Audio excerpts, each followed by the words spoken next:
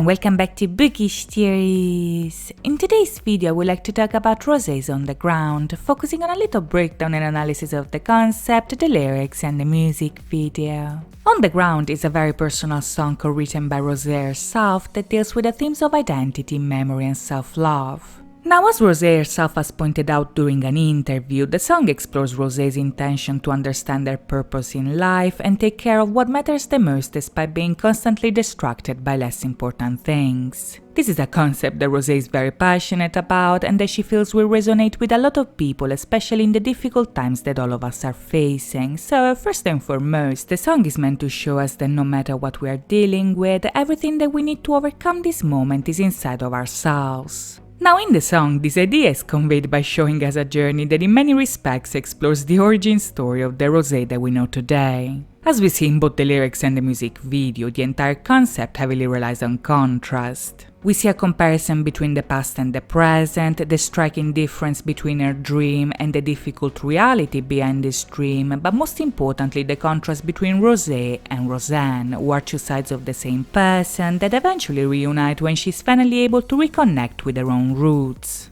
You see, in this context, the ground essentially represents everything that makes Rosé the person that she is. It's what defines her identity, as well as the combination of all the important things that we often ignore to pay attention to things that don't matter. So the point of the song is to remind us of our ground, because that is the baseline that we need in order to reconnect with our true selves. As the lyrics tell us, Rosé is obviously very successful and she's also well aware of how hard she worked in order to achieve her dreams, but the reality that she found at the top is not only very different from what she expected, but also more artificial and fake. Even if she's got everything she's ever wanted and her life seems magical and fantastic, the gold that surrounds her turned out to be just plastic. It's meaningless in comparison to what truly matters, so this realization obviously brings her down because this is not how it is supposed to be. Even if she promised herself to never come down, the stairway to heaven that she managed to stand on is also a place where roses go to die, but the real rose that Rosé has inside of herself is still there. So the downfall that she was always scared of actually becomes an opportunity to reclaim herself and learn from the past.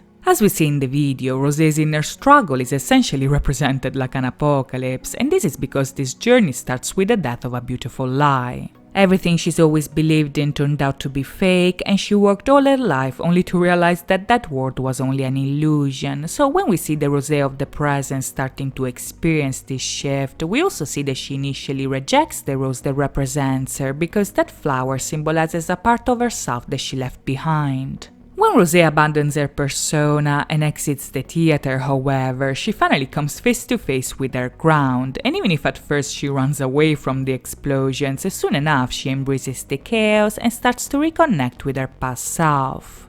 As the song tells us, while Rosé is overcome by her lifestyle, a voice inside of her head is trying to send her a message, and this message eventually leads her to visit a house belonging to a person that she hasn't seen in years. Now, at first glance, it might actually seem like Rosé is talking about a person that she loved and that she broke up with a long time ago, but as she said herself, this is not a love song, but rather a song about self-love, so the house that she ends up visiting here is none other than her own. This is the place she grew up in and that is now far away from her, but when Rosé travels there with her memory, she ends up meeting with Rosanne, who is the girl that created the Rosé of the present and that reminds her that everything she needs is on the ground.